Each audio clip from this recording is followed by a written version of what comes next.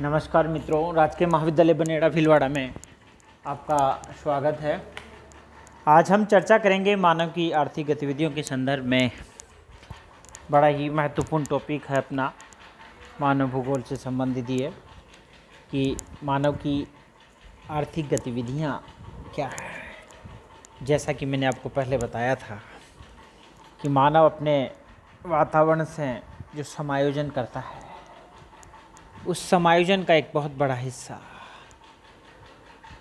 लगभग हम कहें कि जो समायोजन है वो सब कुछ उसका व्यवहार है। और व्यवहार में जो मेन चीज़ है वो है उसकी एक्टिविटी, उसके जीविकोपार्जन के जो कार्य हैं, अपने जीवन को चलाने के लिए, अपनी आजीविका के लिए जो व्यवसाय वो करता है, वह ही उसका समायोजन है ज़्यादातर उसमें। तो यहाँ हम जिक्र करेंगे मानव की जो आर्थिक गतिविधियाँ हैं उसके संदर्भ में। सबसे पहले मैं आपको जो मानव की आर्थिक गतिविधियाँ हैं उसके एक डायग्राम में आपको दिखाता हूँ। ये देखिए आप कि मानव की जो आर्थिक क्रियाएं हैं, जो एक्टिविटी मानव अपने आजीविकोपार्जन के लिए करता है, उसको हम प्रमुख रूप से तो 3 पार्ट में डिवाइड करते हैं। पहले वाला है इसका जो आप देख रहे हो, ये प्राथमिक क्रियाएं हैं।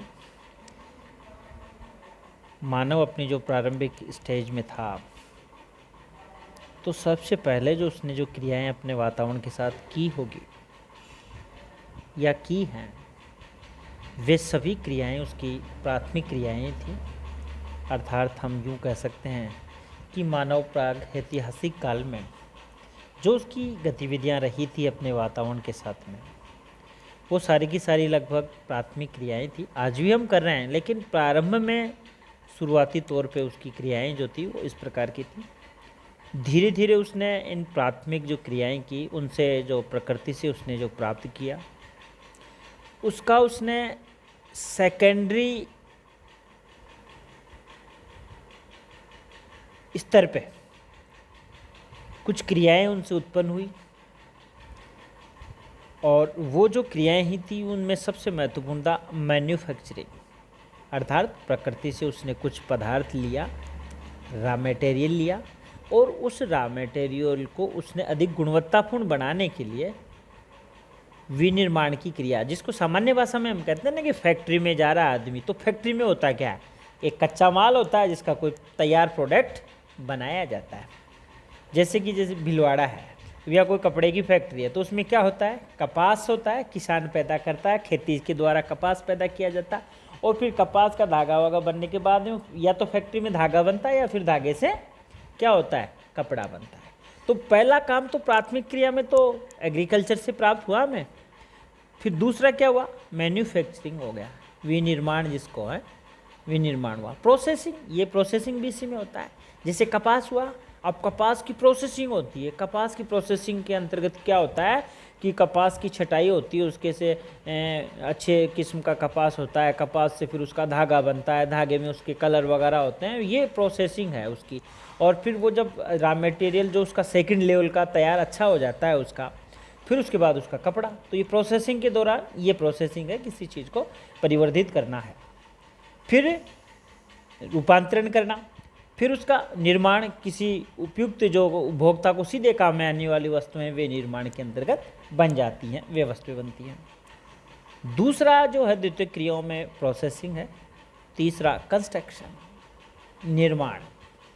जैसे मकान बन रहे हैं, फैक्ट्रियाँ, जो उद्योग बन रहे हैं, तो आप देख रहे हो जैसे सड़क है, सड़क का बनना, तो ये क्या है, अपने आप में कंस्ट्रक्शन का काम है। हमारी कॉलेज का काम चल रहा है, कॉलेज की बिल्डिंग बन रही है, तो ये कंस्ट्रक्शन चल रहा है। तो ये सारे जो कार्य हैं वे द्वितीय क्रियाएं हैं। और इसमें चौथा एक और दिया है, ऊर्जा उत्पादन, पावर प्रोडक्शन, जैसे विद्युत उत्पादन का कार्य है, या ये भी एक तरह से इंडस्ट्री है।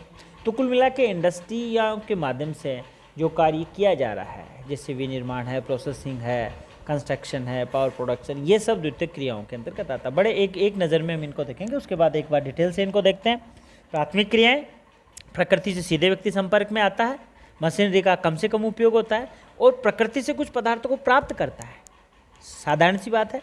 उन साधारण पदार्थों का क्या करता है, प्रोसेसिंग या कंस्ट्रक्शन या विनिर्माण के माध्यम से जो कुछ नए अच्छे उत्पाद बनाता है, अधिक गुणवत्ता और मूल्यवान वाले, वो सेकेंडरी व्यवसाय उसके सारे आ गए। ये जो उसने प्रोडक्ट बनाए हैं द्वितीयक क्रियाओं के द्वारा, फिर ये जो प्रोडक्ट हैं ये उपभोक्ताओं तक पहुंचने का भी एक काम होता है। अब उपभोक्ताओं तक पहुंचने के लिए बहुत सारे काम होते हैं, उसमें जैसे व्यापारी उसको बेचेंगे, व्यापारी अब खुदरा हो सकता है, थोक हो सकता है, व्यक्तिगत या व्यावसायिक सेवाएं हो सकती हैं, जैसे बैंक है तो बैंक परिवहन के साधन है, तो ये सेवा दे रहे हैं, परिवहन के साधनों के द्वारा ही माल एक स्थान से दूसरे स्थान पे जा रहा है। संचार के तमाम साधन हैं, बैंकों के द्वारा किसानों को या द्वितीय प्रकार के इंडस्ट्रीज लगाने वाले जो उद्यमी हैं उनको लोन दिया जा रहा है। तो ये सब किस में आ गए, तृतीय क्रियाकलापों में आ गए। तो कुल मिला के बेसिक रूप से तो ये 3 प्रकार की एक्टिविटी होती है, एक प्राथमिक, सेकेंडरी और एक तृतीय क्रिया। अब तृतीयक में आजकल क्या है कि समय के साथ में बदलाव आ गया, वो तृतीय क्रियाओं से एक नया वर्ग उभर के आया है वर्तमान आधुनिक युग जो है उसमें, जिसमें प्रमुख रूप से चतुर्थ क्रियाओं में ये 3 शब्द आप याद रख सकते हो प्रमुख रूप से, सूचना, शोध और प्रबंधन, यानी कि इंफॉर्मेशन रिसर्च एंड मैनेजमेंट बड़े इंपॉर्टेंट है। इंफॉर्मेशन टेक्नोलॉजी से संबंधित जो व्यवसाय हैं, कार्य हैं, नवाचार से संबंधित हैं, शोध से संबंधित कार्य हैं, नई नई जो खोज हो रही है, रिसर्च हो रहे हैं, आविष्कार हो रहे हैं एक से एक, ये चतुर्थ क्रियाकलाप। फॉर एग्जांपल जैसे मान लो कि अभी जैसे ये कोविड-19 चल रहा है और उसके लिए नई दवा का आविष्कार कर रहा है, तो वो जो आविष्कार करने वाले लोग हैं वो क्या कर रहे हैं, रिसर्च कर रहे हैं। समझ में आ रहा, कोई किताब लिखने वाला व्यक्ति है, शोध कार्य करता है, कुछ निष्कर्ष उससे निकालता है। प्रबंधन, उच्च स्तर पे जो बड़े मैनेजमेंट, बड़े इंडस्ट्री में, बड़े कारपोरेट्स में, या हर जगह प्रबंधन हर जगह होता है। अपने महाविद्यालय में भी आप देख सकते हो कि जो अपने प्रिंसिपल सर हैं उनका एक मैनेजमेंट है, किस हिसाब से वो सारी व्यवस्थाएं करते हैं, क्या करना है, कैसे करना है, कौन सा पीरियड कब अरेंज करना है, कौन सी क्लास किस कमरे में बैठेगी, है ये सारा जो ये प्रबंधन है। तो इस प्रकार से, ये तो मैंने एक लघु स्तर पे उदाहरण दिया, तो बड़े से बड़े लेवल पे भी इस प्रकार के मैनेजमेंट या प्रबंधन का कार्य होता है। तो सूचना, शोध और प्रबंधन ये एक प्रकार से है। अब इसमें भी एक नया वर्तमान में एक रिसेंट रूप से एक पंचमक क्रियाएं और आ गई हैं। तो पंचमक क्रियाओं में कुल मिला के उसको हम जानते हैं डिसीजन मेकर। कुल वो जो मूल है उसमें वो शामिल जो है वो डिसीजन मेकर वाले हैं, जिसको यहाँ कार्यकारी निर्णयकर्ता, एजुकेटिव डिसीजन मेकर कहा गया है। तो ये 5 प्रकार की क्रियाएं। तो कुल मिला के व्यक्ति अपने आजीविकोपार्जन के लिए किसी न किसी व्यवसाय से जुड़ा होता है, और जिस भी व्यवसाय से जुड़ा होता है इन 5 के अलावा कोई अन्य है नहीं। या तो प्राथमिक व्यवसाय से, ज़्यादातर जो लोग हैं भारत जैसे देश में जहाँ कृषि प्रधान देश है वहाँ ज़्यादातर लोग कृषि से जुड़े हुए हैं, यानी कि प्राथमिक। अच्छा, इसमें केवल प्राथमिक में कृषि नहीं है, ये फिर लंबा हो जाएगा, इसलिए मैंने ज़्यादा इसको जिक्र नहीं किया। इसमें संग्रहण का भी दिया और खनन का भी दिया है। तो खनन बहुत बड़ा है प्राथमिक व्यवसाय में, संग्रहण का भी है, और कृषि के भी फिर बहुत सारे रूप इसमें देखेंगे। संग्रहण को भी हम डिटेल से देखेंगे और माइनिंग को भी हम इसमें डिटेल से देखेंगे। आजकल जो आधुनिक रूप से जो एग्रीकल्चर का, संग्रहण का या कुछ खनन का हो रहा है, वो अपने आप में एक द्वितीय प्रकार की गतिविधियों में शामिल हो गया, क्योंकि बड़ी मशीनरी से और आधुनिक तरीके से होता है। तो प्राथमिक व्यवसाय के कुछ कार्य जो है तो प्राथमिक के, लेकिन द्वितीय व्यवसाय में शामिल किए जाते हैं और द्वितीय प्रकार की क्रियाओं में शामिल किए जाते हैं, क्योंकि उनमें अत्याधुनिक मशीनरी का प्रयोग किया जा रहा है। ये चार्ट जो मैंने दिखाया है बड़ा महत्वपूर्ण है मानव की आर्थिक क्रियाओं के संदर्भ में। अब हम पुनः उसी बिंदु पे आते हैं, मानव की आर्थिक क्रियाएं। अब हम शुरू से जिस बिंदु पे फोकस डाल रहे हैं, एक बार शॉर्ट में मैं आपको बताना चाहूँगी कि मानव की प्रारंभिक आर्थिक गतिविधियाँ, ये पूरा का पूरा जो डायग्राम आपको यहाँ दिख रहा है इस स्क्रीन पे, उसको आप पढ़ सकते हो। इसका सार मैं आपको शीघ्र ही बताने का प्रयास करता हूँ। मूल रूप से क्या है कि मानव प्रारंभिक रूप से जब मानव का पृथ्वी पे उद्भव हुआ, उसके बाद से मानव धीरे धीरे विकास की ओर आगे बढ़ता है। और प्रारंभिक रूप से उसने, यानी कि आज से लगभग 10,000 वर्ष पूर्व जैसे ही मानव ने कृषि करना आरंभ कर दिया, तो धीरे धीरे उसने खेती से आरंभ किया। तो ऐसा तो है नहीं कि वर्तमान की जो व्यवस्था है एक साथ बन गई। प्रारंभ में मानव था तो अपना संग्रहण करके फल, कंद मूल फल इकट्ठे करके गुफाओं में रहता था, और कंद मूल फल इकट्ठे करके उनसे अपनी जीविका चलाता था। धीरे धीरे उसने पौधों से जब कंदमूल फूल इकट्ठे करता था तो पौधों को उसने उगते हुए देखा होगा। पौधों को जब उसने उगते हुए देखा तो पौधों को उगाना भी उसने आरंभ कर दिया। कुछ जो पालतू जानवर जो थे, जंगली जानवर थे, उनमें से कुछ उसने प्रकृति से चॉइस, देखो वही चीज़ आ गई ना, उसने प्रकृति से अवसरों को धीरे धीरे तलाशना आरंभ कर किया, अवसरों को तलाश रहा है और अपने समायोजन कर रहा है उसमें। धीरे धीरे मानव ने प्रकृति से अपना वातावरण से समायोजन किया।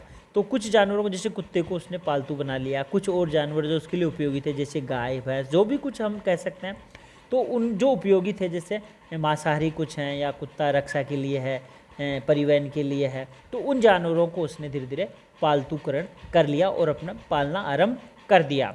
तो जो पौधे प्रकृति में उग रहे थे उनको उसने स्वयं उगाना आरंभ कर दिया। तो एक तरह से कृषि का आरंभ हो गया और पशुपालन का भी आरंभ वहीं से हो गया। धीरे धीरे जो उसने पशु थे उनको उसने जैसे पशुओं को चराना आरंभ कर दिया। तो ये पशुचरण उस समय से आरंभ उसने किया। तो ये हम कह सकते हैं कि प्रारंभिक स्टेज पे मानव की ऐसी अवस्था थी। धीरे धीरे उसकी जैसे बौद्धिक अवस्था बदलती गई, ज्ञान, उसकी आवश्यकताएं, तकनीक, ये सब धीरे धीरे बढ़ते गए। और दूसरी सबसे महत्वपूर्ण बात यह है कि पृथ्वी के धरातल पे परिस्थितियां प्रत्येक जगह भिन्न भिन्न थी। यानी हम मानव भूगोल का जो स्टडी करते हैं वो एक रीजनल कंसेप्ट में करते हैं।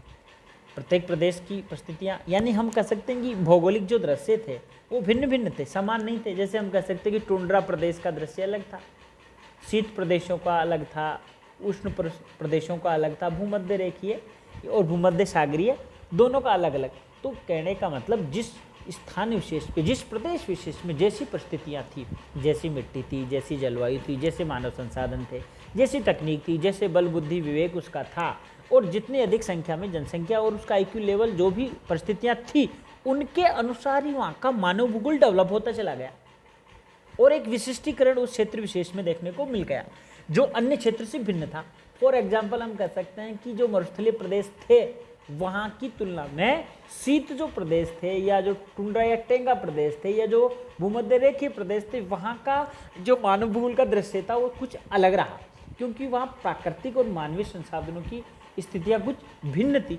अरे भाई, हो सकता है किसी स्थान पे खनिज मिल रहे हो और वहाँ किसी स्थान पे कुछ खनिज निकल ही नहीं रहे हो, तो जहाँ खनिज हैं तो उनसे संबंधित व्यवसाय करेगा आदमी। अगर मिट्टी अधिक उपजाऊ है तो वह खेती वाले व्यवसाय ज़्यादा अच्छे उन्नति करेंगे, स्वाभाविक सी बात है। डेजर्ट है और शुष्क दशाएं हैं तो वहाँ मानव की उन्नति ज़्यादा नहीं होगी, मानव बसाव भी ज़्यादा नहीं होगा। और मिट्टियाँ भी उपयुक्त हैं और पानी की सुविधा भी उपयुक्त है। और जैसे प्राचीन सभ्यताएं आपने देखा है कि नदियों के किनारे प्रमुख रूप से बसी, तो ये क्या था कि नदियों के आसपास में पानी की उपलब्धता थी, मिट्टी वहाँ की उपयुक्त थी, इसलिए मानव ने अपने आवास वहाँ बना लिए। समय बदला तो हो सकता है कि आजकल बिना नदियों के आसपास भी मानव अपने नगरों का अधिवासों को बसा लेता है। ये वर्तमान स्थिति है। अब हम इसको देखते हैं कि प्रागैतिहासिक काल, इसका जो मानव के विकास की जो बदलती हुई प्रकृति से धीरे धीरे उसने अपने व्यवसाय में बदलाव किया। तो सबसे पहले तो हम प्रागैतिहासिक काल का तो जैसा कि अभी मैंने ऊपर आपको जिक्र किया वही चीज़ें आप उसको मानिए कि प्रागैतिहासिक काल में मानव ने धीरे धीरे वह गुफाओं में रहना, कंदमूलों को एकत्रित करना, खाना, जंगलों में रहना, धीरे धीरे पशुओं को पालतूकरण उसने किया, पत्थर के औजार वगैरह काम में लेता था, जिसे पूरा पाषाण, मध्य पाषाण और नवपाषाण काल को इसमें शामिल किया जा सकता है। पहिए का आविष्कार होना, आग का आविष्कार होना, मांस को पका के खाने, ये जो सारे काम हुए थे वो प्रागैतिहासिक काल में। प्रागैतिहासिक का मतलब है जिसका लिखित में कोई इतिहास हमारे पास उपलब्ध नहीं है, उस समय तक की बातें हम इस रूप में समझ सकते हैं। दूसरा, हमें एनिसेंट एज या प्राचीन काल की बात कर सकते हैं। तो ये लगभग है कि 4000 वर्ष पूर्व के आसपास से लेकर के हम इसको मान सकते हैं कि ये 4000 वर्ष पहले से लेकर के लगभग 600 ईस्वी या 500 ईस्वी पूर्व तक का या ईस्वी सन तक के आसपास का जो समय था उसको हम प्राचीन या एनिसेंट पीरियड के अंतर्गत मानते हैं। और अधिकांश जो विद्वान है 4000 पहले से लेकर के लगभग 600 ईस्वी पूर्व तक का जो समय था वो प्राचीन काल का समय था। उसमें धीरे धीरे आविष्कार होता है, व्यक्ति अपने वातावरण से, मानव अपने पर्यावरण से प्रतिक्रियाएँ करता है और धातुओं का, फिर कृषि के बाद में माइनिंग पे ज़्यादा उसकी फोकस होती है। और कांस्य युग, कांस्य से पहले वो आपको बताया कि तांबे का कर लेता है, फिर तांबे और टिन को मिला करके कांसे का निर्माण कर लेता और अपने जो बर्तन जो पहले पाषाण काल में पत्थर वगैरह के थे उसके स्थान पे अब वो धातु के औजार काम में लेने लगता और अपनी कृषि कलाएं और पशुचरण के संदर्भ में जो जो भी उसको आवश्यकताएं होती है अब वो धातु के औजारों को काम में लेने लगा। धीरे धीरे उसने परिष्कृत करना आरंभ कर दिया। छूटी हुई चीज़ें आप इसमें से पढ़ सकते हो। फिर मध्यकाल का समय आता है और मध्यकाल में उसने काफ़ी अधिक उन्नति कर ली है। मध्यकाल का समय 600 ईस्वी से 1500 ईस्वी के बीच का समय है। उसने अपनी कृषि और अन्य जो व्यवसाय थे उसमें काफ़ी अधिक उन्नति कर ली। और लास्ट में हम चर्चा कर रहे हैं जो ये आधुनिक काल है 15वीं शताब्दी से आरंभ होकर वर्तमान तक का जो समय है उसको हम आधुनिक काल। वर्तमान में सब कुछ बदलाव आ गया है। ये 15वीं सदी से आरंभ होकर वर्तमान तक की समय अवधि को आधुनिक काल माना जाता है। इस युग में मनुष्य के व्यवसाय अपने चरमोत्कर्ष पर पहुँच गए। संसाधनों की उपलब्धि, शिक्षा, तकनीकी ज्ञान, सरकार की नीतियाँ, पूंजी आदि की सुविधाओं के अनुसार वर्तमान समय में व्यवसायों का उदय हुआ। इस युग में औद्योगिक क्रांति आई जिसके कारण अधिकतर आर्थिक क्रियाएं स्वचालित मशीनों के द्वारा संचालित होने लगी। अतः यह मशीन युग भी कहलाता है। औद्योगिक क्रियाओं के संचालन के विभिन्न खनिज जैसे कोयला, पेट्रोलियम, लोहा, चूना, पत्थर, जस्ता, सीसा आदि का खनन कार्य आरंभ होने लगा। बड़े व्यापक स्तर पर यह काम होने लगा। उन्नत बीजों, रसायनों, कीटनाशकों, दवाओं, उन्नत मशीनों का उपयोग होने लगा था। इस प्रकार वर्तमान समय में मानवीय व्यवसाय अपने विकास की अंतिम अवस्था में पहुंच गया। ये वर्तमान की हम बात कर रहे हैं। मानव व्यवसायों का वर्गीकरण, जैसा कि मैंने पहले जिक्र कर दिया इस चीज़ का कि मानव व्यवसायों का वर्गीकरण जो हम करते हैं, प्राथमिक व्यवसाय। प्राथमिक व्यवसायों में देखो प्राथमिक व्यवसाय क्या होते हैं? जब मानव अपने प्राकृतिक वातावरण से सीधे अर्थात प्रकृति से सीधे कुछ वस्तुओं का दोहन अगर करता है, पदार्थों का दोहन करता है तो उसे हम प्राथमिक व्यवसाय कहते हैं। सामान्यतः उसमें मशीनरी का उपयोग न्यूनतम स्तर पे आप कह सकते हो या न के बराबर नगण्य होता है।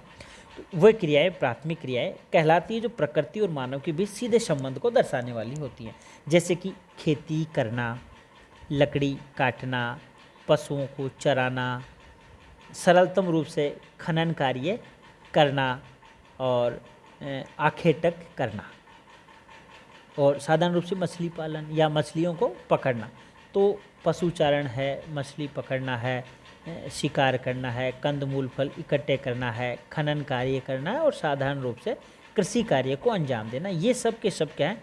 प्राथमिक क्रियाएं मानव की कहलाती हैं। द्वितीयक क्रियाओं में मैंने आपको अभी पहले भी बताया था कि एक और बताऊं कि प्राथमिक क्रियाएं जो होती हैं ये हार्ड वर्क वाली क्रियाएं होती हैं और इनमें जो लगे हुए लोग हैं उनको रेड कॉलर वर्कर के नाम से जाना जाता है।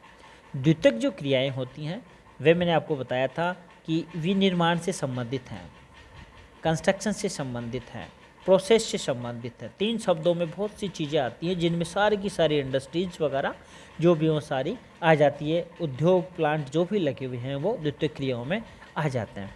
और द्वितीयक क्रियाएं जो हैं उसमें लगे हुए जो लोग हैं या उनको हम ब्लू कॉलर वर्कर के नाम से उनको जाना जाता है।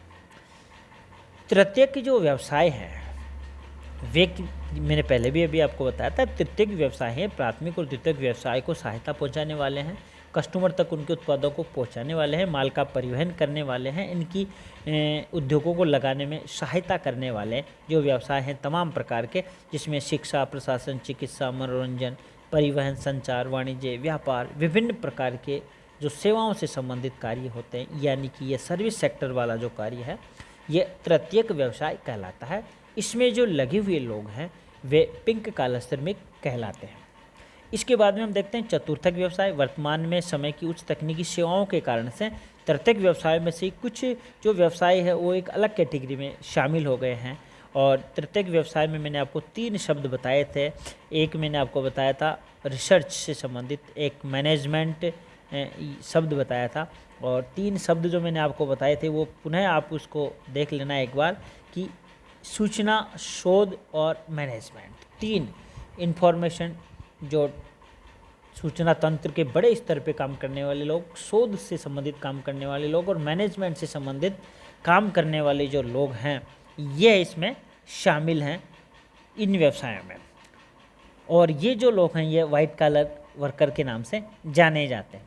पंचमक क्रियाएं हैं जिसमें डिसीजन मेकर प्रमुख रूप से होते हैं। ये उच्च स्तर के निर्णय जैसे मान लो कि मुख्य सचिव कैडर के हैं या कुछ राजनीतिक बड़े हैं, जैसे अपने बड़े स्तर के राजनीतिज्ञ हैं, बड़े स्तर के सचिव हैं, जिनके निर्णय से काफ़ी अधिक कुछ कार्य प्रभावित होते हैं, नीतियों का निर्धारण करने वाले हैं, नीतियों को तय करने वाले हैं, वो लोग होते हैं, वो पंचमक के व्यवसाय के अंतर्गत आते हैं। और इन लोगों को हम स्वर्ण कॉलर वर्कर के नाम से जानते हैं। तो ये आपने देखी कि 5 प्रकार की जो क्रियाएं हैं उनका अभी हमने जिक्र किया। तो मोटे रूप से मैंने आपको बताया कि मानव की जो आर्थिक क्रियाएं हैं, मानव की इकोनॉमिक एक्टिविटी प्रमुख रूप से कौन कौन सी हैं, और इन इकोनॉमिक एक्टिविटी का मैंने आपको चार्ट बताया कि प्राथमिक, द्वितीयक, तृतीयक और चतुर्थक और पंचमक 5 प्रकार की आर्थिक क्रियाएं वर्तमान में हमने मानव के व्यवसाय को बांट रखा है।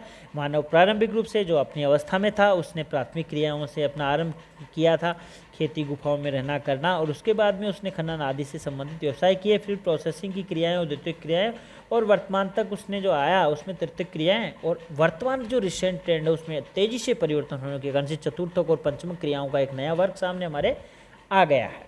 इसका हमने जिक्र किया। उसके बाद मैंने आपको मानव की जो गतिविधियाँ हैं उसके बारे में ऐतिहासिक रूप से बताने का आपको प्रयास किया, और उसके अंत में मैंने आपको पुनः फिर मानव के व्यवसायों का वर्गीकरण किया है, जो पहले चार्ट दिया था उसका पुनः आपको बताने का प्रयास किया।